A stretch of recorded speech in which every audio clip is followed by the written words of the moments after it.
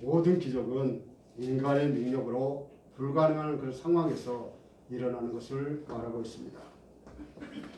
먹을 것이 많은데 먹을 것을 가지고 기적을 만들어낸다면 기적의 가치가 떨어진다는 것입니다.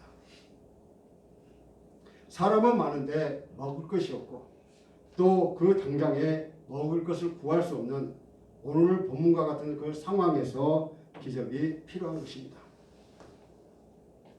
오늘 우리가 읽은 본문은 광야에서 떡 5개와 물고기 2마리로 5,000명을 먹이고도 12광주를 남긴 그러한 오병이어의 기적에 대한 말씀으로 예수님 자신이 온 세상을 구원할 메시아이심을 보여주고 있습니다. 세례 요한의 죽음의 소식을 들은 예수님은 그 많은 무리들을 떠나서 시심에서 조용히 기도하고 싶은 마음이 생겨서 기도할 곳을 찾아 배를 타고 빈들로 가시는 그러한 장면입니다. 바로 벳세다 광야입니다. 인간들의 죄 문제를 해결하기 위해서 이 땅에 오신 예수님은 공생의 기간 동안 많은 기적을 행하셨습니다. 특히 소외당하고 가난하고 병든 자들을 가까이 하시고 저들의 현실적인 문제를 해결해 주시기 위해서 그러기위해서 천국의 복음을 전해 주셨습니다. 그런데 예수님이 벳세다 광야로 간다는 소식을 듣고 여러 고을로부터 많은 사람들이 예수님께 몰려듭니다. 천국에 관한 예수님의 말씀을 듣던 무리들은 저녁 때가 되어도 집으로 갈 생각을 하지 않고 계속 말씀을 청종하고 있었습니다. 이런 상황에서 놀라운 기적이 일어났던 것이죠. 그것은 바로 떡 5개와 물고기 2마리로 5,000명을 먹이고도 남은 정말 5,000명을 배불리 먹이는 그런 음식으로 기적을 나타내 주셨습니다. 이 오병이어의 사건은 예수님이 전도 여행에서 돌아온 12제자의 전도 결과를 듣고 나서 그들에게 휴식을 제공하고 그들을 훈련시키기 위해서 한적한 곳으로 옮긴 상황에서 일어난 사건입니다. 이 내용은 예수님의 기적 중에서 사복음서에 기록되는 중요한 그 말씀입니다. 마가복음 6장 30절에서 44절과 누가복음 9장 10절에서 17절, 요한복음 6장 1절에서 14절에 기록되어 있습니다. 모든 복음서에 기록되어 있다는 것은 이 사건이 얼마나 중요한 것인지를 우리에게 보여주고 있습니다. 사복음서에서 관점이 조금씩 다르기는 하지만 예수님의 이 놀라운 기적의 행하심을 통해 예수님이 바로 하나님의 아들이심을 우리에게 분명하게 보여주고 있습니다. 그리고 예수 그리스도께서 인간에 대한 사랑과 자비, 또 제자들이 하나님 말씀을 전파해야 할 사명, 그리고 오직 예수 그리스도만이 모든 인간의 육신적인 궁핍과 영적인 갈급함을 동시에 해결해 줄 수 있는 생명의 양식이라는 것을 강조하고 있습니다. 이제 빈들에서 어떻게 기적이 일어났는지, 이런 기적을 통해서 주변 상황이 어떻게 변화되는지 그 살펴보면서 우리가 교훈을 받기를 원합니다. 오늘 이 말씀이 여러분에게 레마가 되기를 간절히 소원합니다. 첫 번째로 열심히 모였을 때 기적이 일어났습니다. 예수님이 일으키시는 기적, 그분이 전하시는 말씀 때문에 더 많은 사람들이 예수님께 몰려왔습니다. 혼자 있기를 원하시는 주님의 마음과는 달리 여러 고을로부터 많은 사람들이 예수님 앞에 모이게 됐습니다. 예수님의 배를 타고 빈들로 가셨다는 그 소식을 듣고 예수님보다 먼저 그곳에 도착한 사람들이 많이 있었다는 것입니다. 배를 타고 호수를 가로질러 가는 그 길이 보다 더 빨리 도착했다면 그 많은 사람들이 얼마나 열심히 부지런히 달려왔는지를 우리는 알 수 있습니다. 요한복음에는 이토록 길을 쓰고 쫓아온 이유가 예수님이 병자에게 행하시는 표적을 봤기 때문이라고 말하고 있죠. 즉 무리들이 예수님이 병자들에게 행하시는 능력의 역사를 보고 예수님을 통해 자신들의 현실의 문제를 해결받고자 하는 마음으로 달려왔다는 것입니다. 한마디로 그들은 자신의 모든 필요를 해결받기 위해서 예수님을 쫓아온 것입니다. 그런 면에서 베세다에 모인 모든 사람들은 모두를 열심을 품은 자들이었어요. 왜냐하면 예수님은 조용히 기도하시려고 군중 사이에서 몰래 빠져나오셨는데 그럼에도 불구하고 많은 무리들이 예수님이 계신 곳을 수소문하여 먼 길을 걸어와 주님을 찾아갔기 때문입니다. 그러나 그들에게 중요한 것은 표적을 행하시는 예수님이 누구신지, 그 표적이 의미한 바가 무엇인지를 대해서는 전혀 관심이 없었습니다. 그런 무리일지라도 예수님은 그들을 외면하지 않으셨습니다. 생각이 복잡하신 예수님은 그들을 피해 더 외딴 곳으로 숨을 수도 있었지만 무리들을 배척하지 않으시고 오히려 그들을 불쌍히 여기시고 해가 지는 줄도 모르시고 그들의 필요에 따라 그 중에 있는 병자들을 치료해 주셨던 것입니다. 무리들은 삭막하고 황량하게 짝이 없는 빈들에 쫓아왔을 뿐만 아니라 해가 지고 날이 저물 때까지 주님의 말씀에 귀를 기울이고 집으로 돌아갈 생각을 하지 않았다는 것입니다. 아마도 그 무리들은 예수님의 기적과 말씀에 완전히 매료되어 시간과 끼니를 거르는 것 정도는 아랑곳하지 않고 계속 예수님의 말씀에 계속 경청하고 있었던 것입니다. 저녁 늦도록 배가 고파도 주님 곁을 떠나지 못하는 그 간절함을 아셨기에 주님은 그들을 외면하지 않으셨던 것입니다. 어쩌면 오병이어의 기적은 저들의 열심을 볼 때 당연한 결과라고 생각이 됩니다. 그런데 제자들은 지극히 인간적인 그러한 생각으로 그들이 지금 있는 곳은 먹을 것을 구할 수 없는 빈들인데다가 더욱이 그들이 가진 것으로는 약 2만 명에 달하는 그 사람들을 먹일 수 없다고 불가능하다고 말을 하고 있습니다. 그래서 제자들은 예수님의 의도와는 달리 무리들을 흐트러서 각자 먹을 것을 사 먹게 하자고 예수님께 제안을 합니다. 그런데 예수님은 너희가 먹을 것을 주라라고 말씀하시고 계십니다. 이 말에 제자들은 무척 당황했습니다. 왜냐하면 이 많은 무리들을 먹이려면 적어도 200데나리온의 돈이 필요한데 예수님은 제자들이 이들을 먹일 수 없음을 알고 계시면서도 이렇게 말씀하신 이유가 무엇일까요? 첫 번째 이유는 예수님에 대한 제자들의 신앙의 정도를 알기 위해서였습니다. 또한 두 번째는 굶주린 군중들에 대한 제자들에 대해 책임감을 일깨워주기 위함이었습니다. 교회는 시작부터 모여서 예배하고 교제하는 공동체입니다. 이것이 기독교의 핵심적인 특징이며 힘입니다. 그런데 팬데믹을 겪으면서 교회의 예배가 많이 변화되고 있습니다. 그래서 모여서 예배하지 못하게 되었고 그로 인해서 진정한 신앙과 예배의 의미를 다시 한번 생각하게 되었습니다. 성도가 함께 모여서 예배하고 교제할 수 있는 것이 얼마나 귀한지 모릅니다. 마귀는 항상 우리를 고립시키기를 원하고 있습니다. 그리고 공동체에서 한 사람 한 사람을 떼어놓고자 합니다.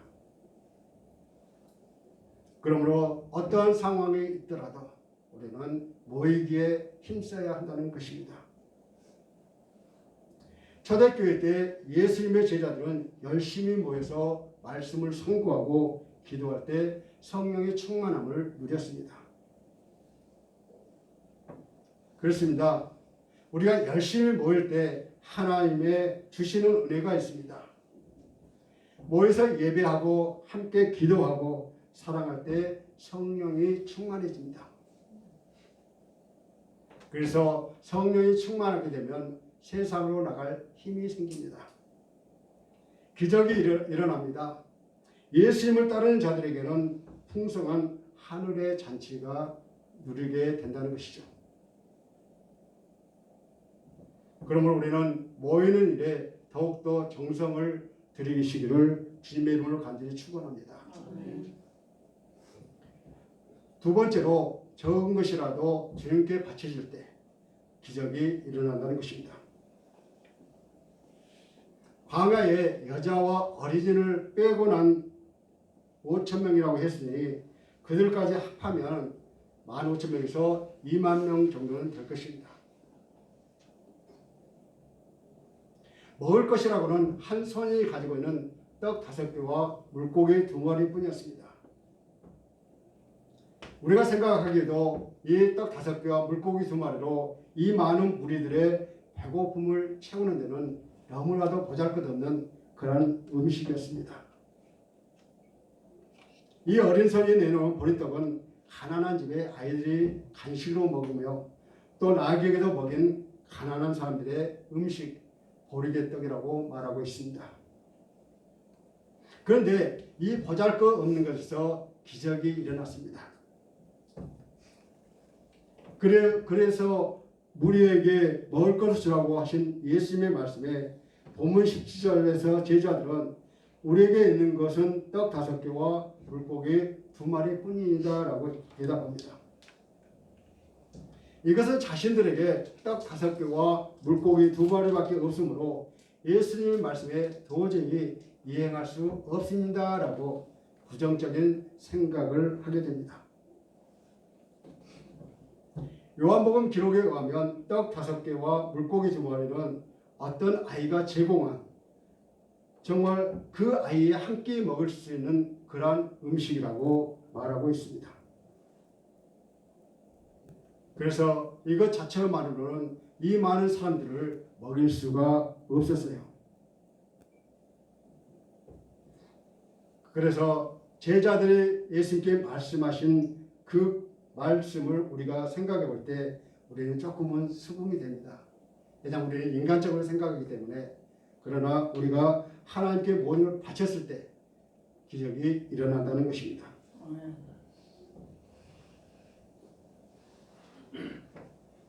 이처럼 하나님의 능력을 깨닫지 못하는 사람들은 하나님의 명령에 대해 자신의 무지하다는 이유로 그것을 회피하게 되는 것입니다.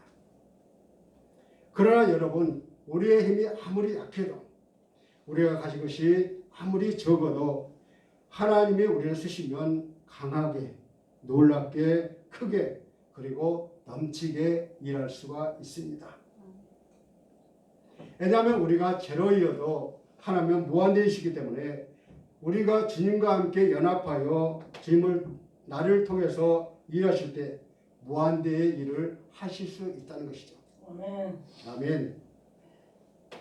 그러므로 내가 가진 것이 적다고 아무것도 하지 않는다고 우리 주님 앞에서 실패자가 되지 않고 세상에서 실패자가 되지 않아야 한다는 것입니다. 내가 가진 것이 적어도 주님을 믿고 그것을 사용하면 주님은 그 적은 것을 통해서 큰 일을 하시게 됩니다. 여러분, 그 소녀는 어린 나이에도 불구하고 기꺼이 자기의 도시락을 주님께 온전히 바쳤을 때 그것에 모인 많은 무리들의 배를 채우고도 12광주리가 남았습니다. 예수님께 드렸습니다. 이 얼마나 놀라운 기적입니까?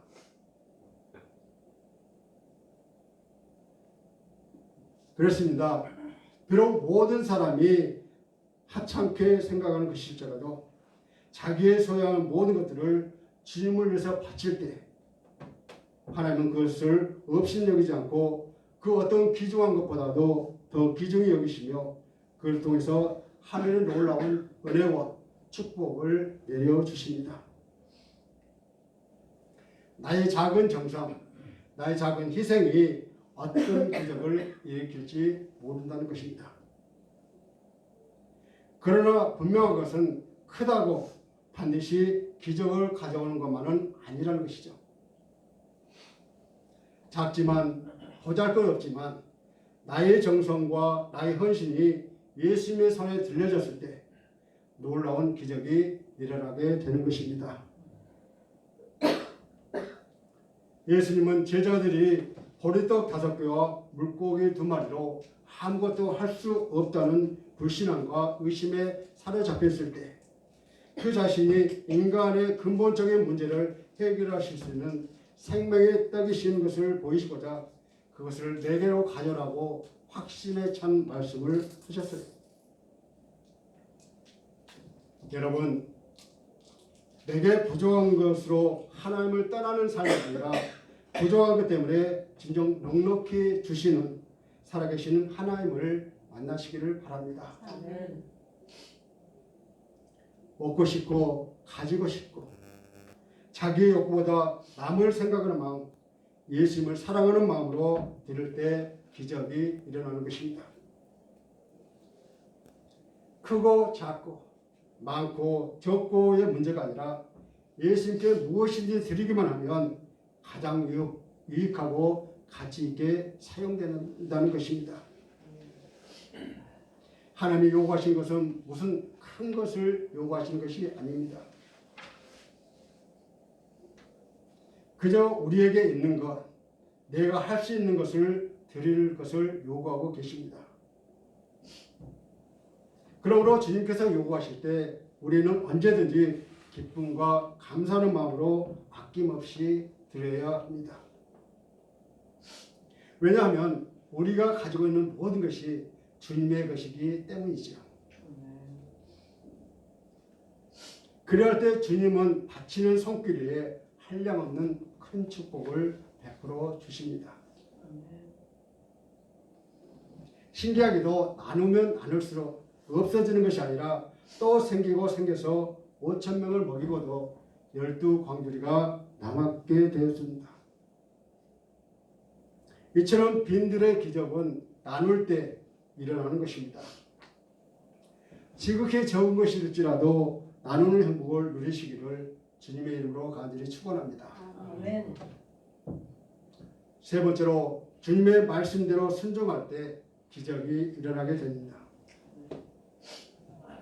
기적은 막다른 골목에 처하기만 하면 일어난 것이 아닙니다.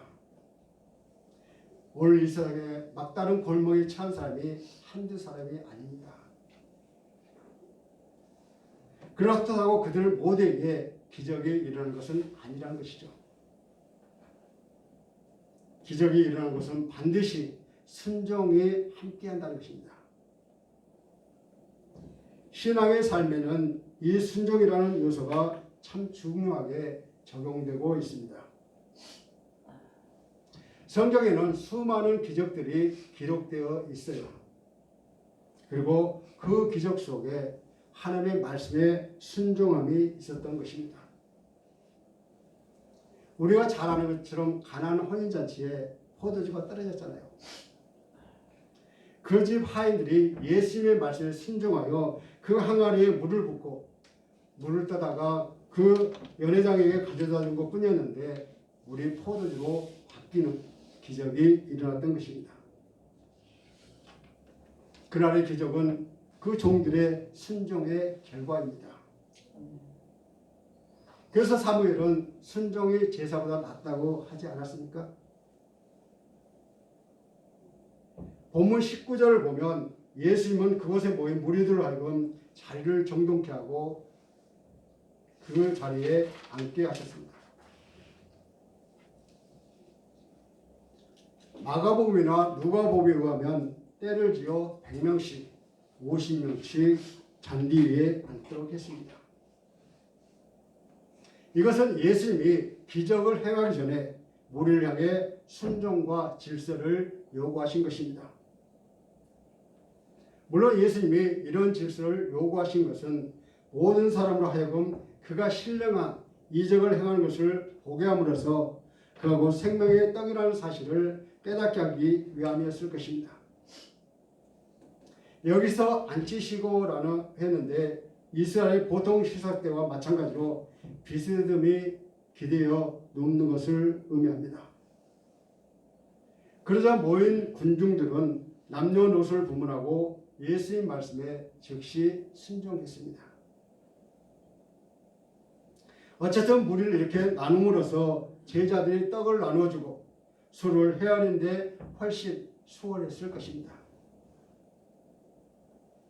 그리고 제자들은 물고기 2마리와 떡 5개를 가져오라는 말씀에 온전히 순종했습니다. 이처럼 누구든지 주의 말씀에 전적으로 순종할 때 기적의 축복이 일어나는 것입니다. 우리는 주님의 말씀에 항상 귀를 기울이고 말없이 기쁜 마음으로 즉시 순종해야 할 것입니다. 그리고 예수님은 하늘로 올라 축사하셨습니다. 예수님의 이와 같은 행동은 당시 유대인 가정에서 가장님은 누구나 하는 일반적인 기도 관습으로 하나님의 은혜와 사랑에 대해 감사하는 행동이었습니다. 따라서 예수님은 축사하고 감사할 뿐이지 하나님께 기적이 일어나기를 간구한 적이 없습니다. 축사하시고 떡을 떼어 제자들에게 나누어 주었는데 유대인들의 떡덩이는 얇고 가늘어서 이렇게 떡을 자르지를 못한대요. 그래서 자르지 못하고 그냥 떼어서 준다고 합니다. 예수님이 떡과 물고기를 떼었을 때 그 손에서 기적이 나타난 것입니다. 그래서 남자 5,000명과 여자와 어린아이를 배불게 먹게 하셨다는 것이죠. 이는 무리들의 겨우 한 끼를 때우는 정도의 먹을 것이 아니라 먹을 수 있을 만큼 양껏 이렇게 먹게 했다는 것이죠. 예수님이 행하시는 이 기적은 생명의 떡이신 예수 그리스도께서 온 인류의 영적 양식이 되시기에 부족함이 없으시며 또한 그에게 나오는 모든 죄인이 구원을 얻기에 부족함이 없음을 우리에게 보여주고 있습니다. 게다가 모든 무리들이 다 배불리 먹고도 남은 조각이 12광주리가 쳤다고 했습니다. 여기서 남은 조각이란 그들이 먹다 남은 부스러기가 아니라 먹기 위해 떼어놓은 그러한 조각을 가리키고 있으지요. 이런 사실은 자기 백성을 향한 하나님의 넘치는 사랑과 긍휼을 나타내고 있습니다. 여러분, 오병이어의 사건은 믿고 따르고 순종하는 데 있습니다. 모인 무리들이 예수님의 말씀에 순종해서 질서를 지켰고 제자들은 예수님의 말씀에 순종하여 떡과 물고기를 예수님의 앞으로 가져간 것처럼 순종하는 자에게 하나님의 은혜가 찾아옵니다. 오늘 또 하나님은 우리의 작은 헌신과 믿음의 순종을 원하고 계신다는 것이죠. 우리 모두 말씀에 순종하여 하나님의 은혜를 누리시기를 바랍니다. 아멘. 사랑하는 성도 여러분, 주님은 언제 어느 때나 축복을 베푸실 수가 있습니다. 아멘. 그러나 그 축복도 우리가 주님 앞에 온전히 서 있을 때 비로소 나타날 수 있다는 것입니다. 주님은 베세다 광야에 모인 그 많은 무리들에게 영의 양식인 말씀을 전했을 뿐만 아니라 육의 양식도 풍족하게 주셨던 것입니다. 빈들에서 일어난 기적은 당연히 일어나야 했던 그러한 기적이었습니다. 왜냐하면 그들의 행동이 주님을 기쁘시게 했기 때문이죠. 열심히 모였을 때 기적이 일어났고 적은 것이라도 주님께 바쳐졌을 때 기적이 일어났습니다. 말씀대로 순종할 때 기적이 일어났던 것이죠. 그렇습니다. 모든 기적은 예수님이 주체이십니다. 그래서 예수님은 모든 문제의 열쇠이고 모든 문제의 해결사이고 모든 기적의 본질이십니다. 그러므로 우리는 더욱 예수님 안에 있기를 그리고 예수님과 동행하기를 갈망해야 한다는 것입니다. 그것은 반드시 믿음의 성장이 있으며 성도의 담대한 믿음은 지혜의 마음을 움직이고 축복을 받는 능력이 되는 것입니다. 말씀을 맺겠습니다. 오늘 빈들의 그 기적은 즉 오병이어의 기적을 통해 예수님은 무리들의 피를 충족시켜 주셨고 그 피를 넘어서 귀한 가르침을 주시기를 원했습니다. 바로 예수님이 참된 생명을 주는 생명의 떡이라는 것을 깨닫기를 원하셨습니다. 그러므로 우리는 썩을 양식을 위해서 일하지 않고 무궁한 생명의 양식을 주는 그 일을 우리는 열심히 합니다. 우리의 삶 속에서 교회를 귀하게 여기시고 교회에 힘써 모이시기를 우리는 최선을 다해야 한다는 것이죠. 비록 하찮아 보이고 작아 보일지라도 절대로 그것을 가볍게 여겨서는 안 된다는 것입니다. 작은 것이 기적의 씨앗이 되기 때문이죠. 우리는 하나님 말씀에 온전히 순종하시기를 간절히 소원합니다. 자기 생각과 경험만을 너무 믿는다면 하나님의 말씀을 염두에 두지 않게 되는 것입니다. 이런 사람에게는 하나님의 기적을 기대할 수가 없기 때문이죠. 주님 앞에 나와 모든 것을 주님 앞에 내어놓으시기를 바랍니다. 그리고 예수님이 되어신 떡과 고기를 들고만 있지 마시고 믿음으로 예수님의 이름을 사용해서 기적을 만들려는 축복의 성도들이 다 되시기를 주님의 이름으로 간절히 축원합니다. 오병이어가 나에게 주는 깨달음이 무엇인지 잠시 묵상하시겠습니다.